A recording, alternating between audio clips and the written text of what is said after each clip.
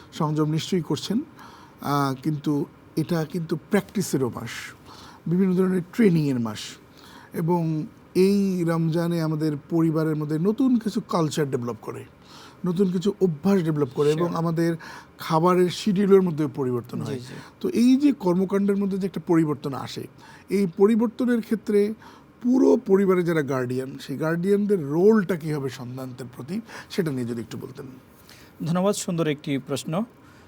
প্রকৃত অর্থে এই রমজানটি শুধুমাত্র আমরা যারা প্রাপ্তবয়স্ক আছি তাদের জন্যই নয়। এই রমজান আমাদের যারা শিশু আছে, আমরা যারা ফ্যামিলি মেম্বার আছি সবার জন্য। এটা একটি ট্রেনিং কোর্স। প্রথমত শিশুর কথা বলেছেন, কোন বয়স পর্যন্ত রোজা রাখতে হবে? আমি সেটা ব্যাখ্যা করছি। শিশু বলতে যারা প্রাপ্তবয়স্ক, ছেলেদের জন্য একটি সীমারেখা আছে, মেয়েদের জন্য একটি সীমারেখা আছে। তো সেই প্রাপ্তবয়স্কদের জন্য তো অবশ্যই ম্যান্ডেটরি এটা রাখতে হবে। আর যারা এখনও প্রাপ্তবয়স্ক হয়নি, সেই পর্যায়ে পৌঁছায়নি, তাদের জন্য হলো তাদের জন্য শেখানো, পরিবারের যারা গার্ডিয়ান আছেন, যারা কর্তা আছেন, তাদেরকে কিছু কিছু যেন সবগুলো না রেখে 5টা রাখো, 2টা রাখো, 3টা রাখো, যে পর্যন্ত সম্ভব হয় তাদেরকেও ডে বাই ডে প্রশিক্ষণের দিকে নিয়ে আসা। এটা হলো ইসলামের একটি রীতি।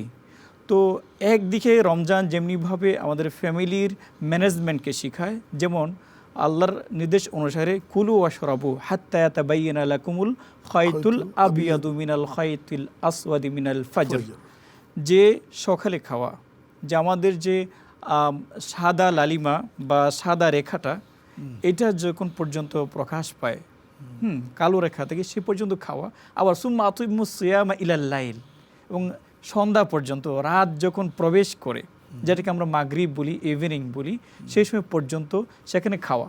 এই যে পরিবারের সবগুলি সদস্য আমরা যারা একটা টাইম ম্যানেজমেন্ট, এখানে সকালে খেলাম ভোরের ব্যাপারে, আবার একটা নির্দিষ্ট সময় পরে আবার খাওয়া শুরু করলাম, এটা মূলত আমাদেরকে একটা ট্রেনিংয়ের মধ্যে নিয়ে আসে।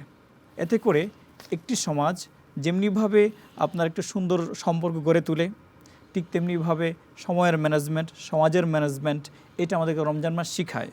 পাশাপাশি এই যে আমি দুপুরে যখন খেতে যাই বা অন্যান্য নাস্তা করে একটা সময় নষ্ট হয়, এখানেও যে আমরা একটা ইবাদত করতে পারি, এই সময়টা রমজান এটাও একটা অবারিত সুযোগ এনে দেয়।